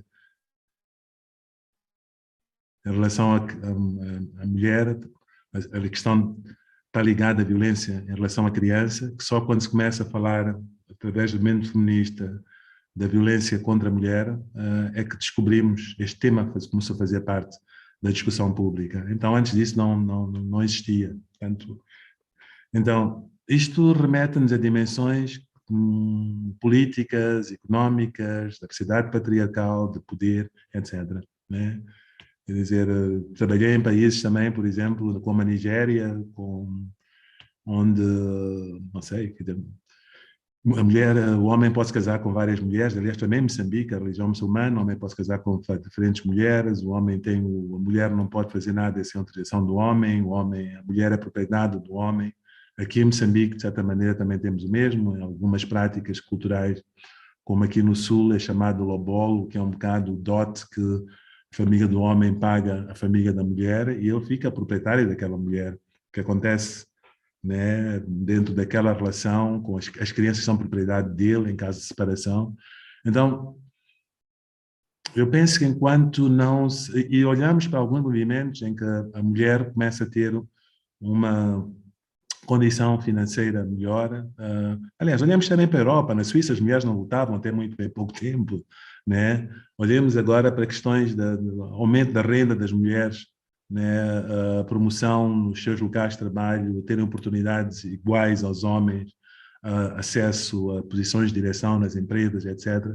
Também leva ao movimento em que a mulher deixa de estar submetida a este poder económico. Então são questões também, são políticas, são económicas, nós no trabalho que nós fazemos, portanto, da prevenção das crianças, da violência sexual contra as crianças, Nós falamos com os adultos e as mensagens que nós passamos aos adultos é que o abuso sexual de crianças é um crime, que as crianças têm direitos, que nenhuma criança se pode proteger sozinha, que é responsabilidade dos adultos proteger as crianças, que, portanto, o que é que isto significa?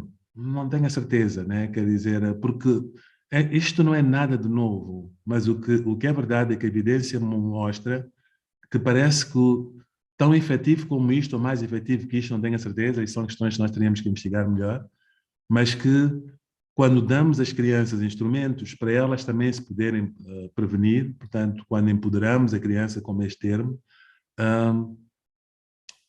possivelmente reduzamos o número de casos de violência sexual. Mas até que ponto é que podemos provar com dados empíricos isto? Não tenho a certeza. Mas olhamos para outras realidades, por exemplo, no Canadá, né, que começaram com treinos de karate para as meninas, em relação à violência, delinquência criminal, portanto, na rua. Portanto, uma menina que sabe os golpes de karate, quando alguém a tenta agredir ou roubar a carteira ou numa rua escura, ela pode se defender. É verdade. Mas também é verdade que aconteceram casos ainda piores de violência, que até tenham levado à morte da menina, porque em vez de fugir, ela acreditou saber os golpes de karate e confrontou o agressor e acabou, portanto, sendo morta. Então, esta metáfora ou este exemplo também serve para a violência sexual. Aliás, já era questionado antes de mim, né? Quer dizer, onde é que está a evidência?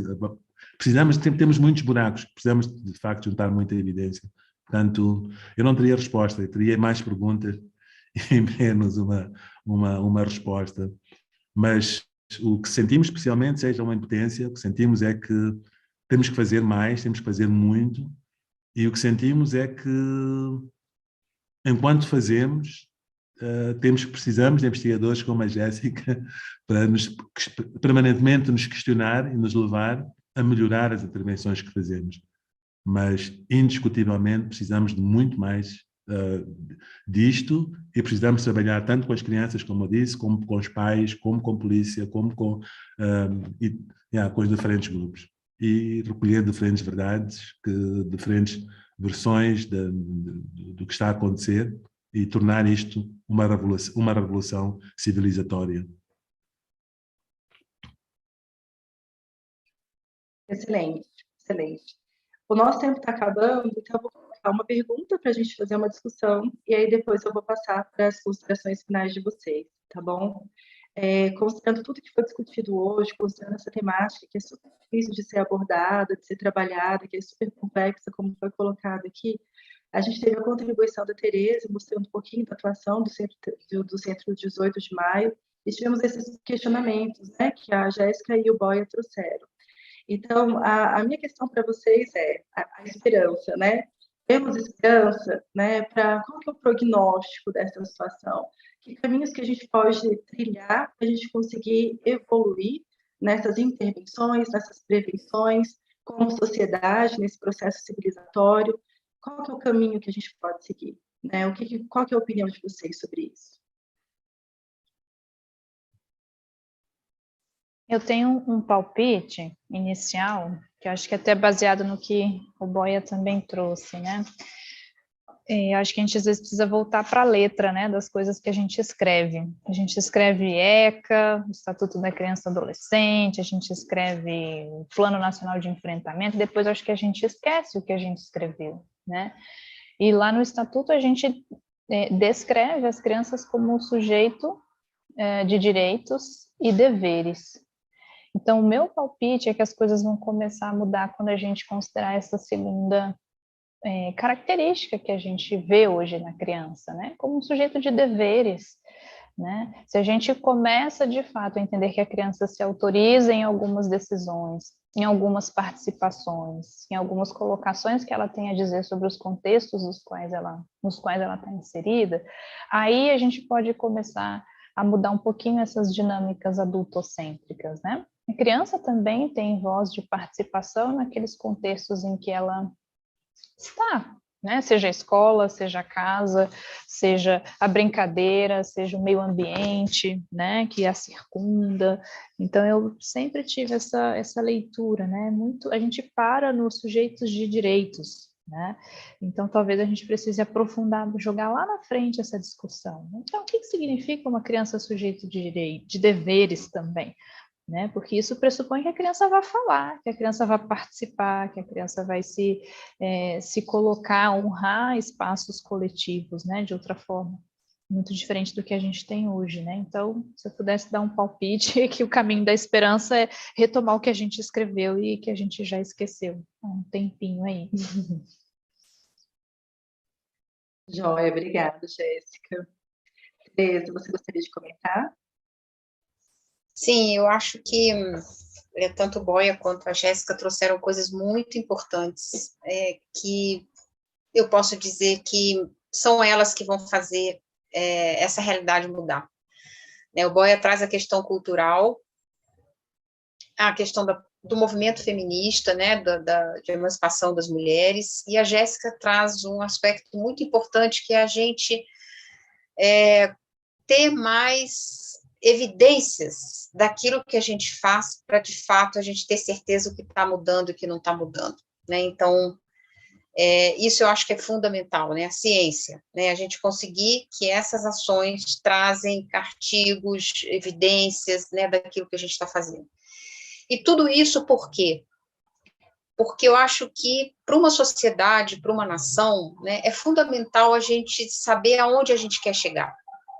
Então, quando a gente fala de um processo civilizatório e emancipatório, né? Porque se a gente não fizer essas duas coisas juntas, a gente não vai conseguir, vai demorar muito tempo, né? Como o Boia falou, foi só a partir do movimento de... Então, ou seja, para que um determinado grupo, né, ter consciência, é um tempo. Então, se você tem uma nação que, de fato, tem aquela, né, o seu processo de garantia de direitos humanos emancipatório e civilizatório, a gente vai para outro patamar, né?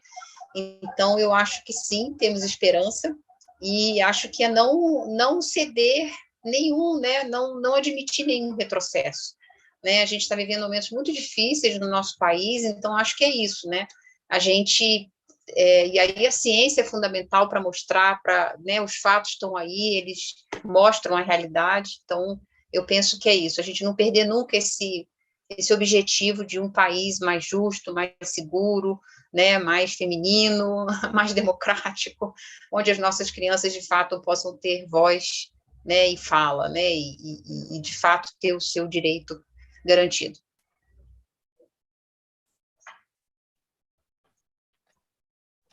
Excelente, Tereza, excelente. Vamos para os minutos finais, então. Eu vou passar rapidamente para cada um fazer suas considerações finais, e aí a gente vai seguir com o encerramento, tá bom? Quem gostaria de começar? Boia, talvez?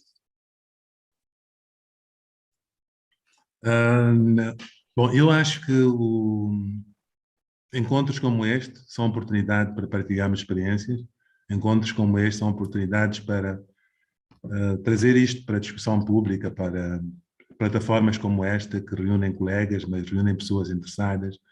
E então, parabéns aos organizadores da iniciativa. Acho que aprendi bastante aqui. Acho que aprendemos uns dos outros, e também dá no sentido que pertencemos a um grupo de pessoas que estamos juntos nesta luta. Eu penso que é uma contribuição bastante importante, né? Ocorrem algumas coisas, né, nesta coisa de partilha. Numa discussão num países mais nórdicos, alguém perguntava para andar de bicicleta, para andar de motorizado, motociclo, é necessário uma carta de condução, mas para ter um bebê não é necessário, né? Portanto, para formar família não é necessário, como se todos pudéssemos ser bons pais e boas mães. Talvez tenhamos que investir também neste tipo de coisas, de educar as famílias. Ou, num outro caso, falar dos perpetuadores, na cidade de Berlim, de uma vez nos autocarros, nos comboios, vinha uma frase bastante linda, era do Hospital do Charité de Berlim. O que é que eu faço quando eu gosto de crianças um pouco mais daqui. Oh, não, para quem é que eu me dirijo para buscar ajuda, né? Quando eu vejo que gosto de crianças um pouco mais daquilo que eu deveria gostar. Então, parece que há aqui algo, né? Parece que é interessante trabalharmos com as vítimas, mas não com os perpetuadores. Mas o perpetuador, como foi aqui dito, muito bem dito, acaba, né? Que apoio se pode dar a pessoas candidatos a perpetuadores, ou perpetuadores que já foram perpetuadores.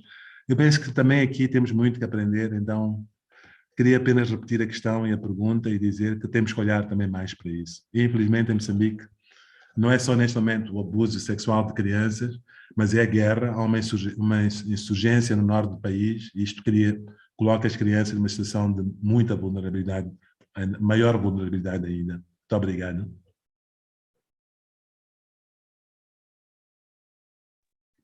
Obrigada, Boia. Jéssica? Eu queria dizer que amanhã vai ser 18 de maio de novo, né? Para a Tereza, que está lá no centro, para o Boia, que está lá trabalhando com as crianças, para mim, que estou lá no Langage também estudando essas questões, né? Amanhã é 18 de maio de novo, né? Então, obrigada pelas trocas, pelo convite de novo, né? Via Roberta, do Instituto Sabin, né? Sempre dá um quentinho no coração quando o Boia fala, né? E dá muita esperança o trabalho que a Tereza faz lá com a equipe também, né? O 18 de maio nasceu e eu vi, sabe? E pensar nessa integração da escuta, da violência, dá muito prazer mesmo, assim, né? Que bom que as nossas intervenções continuem sendo, assim, vivas, né? E eficazes todo dia. Obrigada, Jéssica. Tereza? Bom, quero agradecer, né, ao Instituto Sabin, a Roberta, por ter feito essa mediação tão coletiva, né, assim, integrando tudo, né, e prazer enorme te conhecer, Jéssica Boia, prazer enorme também você ter trazido tantas experiências, né, e que bom que você conheceu o centro, Boia, que dia você vem aqui para conhecer o nosso centro, e foi um prazer muito grande, quem sabe a gente não faz aí uma cooperação, né, para levar o centro aí para vocês, né, o Brasil tem muitas cooperações com Moçambique, né, então, quem sabe, né, no futuro a gente esteja próximo, e o Instituto, por essa iniciativa, um instituto, né, grande, né, de uma instituição tão grande que atende crianças em situações aí, né, de cuidado, vacina, enfim, né, várias coisas, e está com essa iniciativa maravilhosa. Então, são encontros que só nos engrandecem e fazem a gente conhecer pessoas maravilhosas aí, como a Boia e a Jéssica, você, Roberta, enfim, né, abrindo o nosso leque, né, de conhecimento e de amizade. Muito obrigada. Ah, que legal, Tereza. Eu que agradeço. Eu agradeço profundamente, assim, de coração, a disponibilidade de todos vocês, né, por estarem aqui abertos para discutir sobre essa temática tão sensível e construindo todos esses caminhos e essas possibilidades. Então, foi um momento extremamente rico. Nós tivemos mais perguntas, mas tivemos vários elogios aqui sobre o debate, sobre a discussão. E espero que esse debate, que essa mesa, que essa discussão, que essa continuidade do 18 de maio, né, como a Jéssica colocou, realmente aconteça, seja frequente, né, para que a gente consiga fazer o que foi a proposta dessa mesa, né? A gente fecha hoje com incentivo ao questionamento da realidade, com incentivo à valorização da ciência, com incentivo à condução de mais pesquisas, com incentivo ao olhar do Estado de uma forma mais integrada, né? Então, são muitos incentivos para muitos caminhos que a gente ainda pode trilhar. Então, espero que a gente seja muito feliz nessa caminhada e que a gente consiga realmente melhorar a nossa sociedade, gerar bem-estar, né? Então, muito obrigada de coração pela contribuição de vocês aqui hoje, pelo belo trabalho que vocês fazem para a comunidade. Tá joia? Queria agradecer para o público também a participação e a presença aqui no chat, né, do YouTube. E queria passar a palavra para a Karina para fazer o encerramento em nome do Instituto Sabin. Só tenho a agradecer, né, a todos vocês que estiveram aqui presentes, né, até agora, às 19 horas, né, foi um momento muito enriquecedor para todos nós aqui, de falas, né, importantes para a gente, ainda mais nessa temática, né, a gente espera, né, promover outras rodas de conversa, né, e eu só tenho a agradecer a participação participação de todos, né, Roberta, Tereza, Jéssica, Boia, né, toda a equipe do Instituto também que trabalhou para desenvolver esse momento, né, para que a gente pudesse ter essa troca tão rica.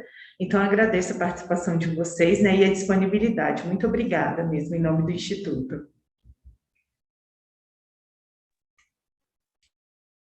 Eu só vou fazer um adendo, então, coloquei aqui no chat rapidinho para a Karina.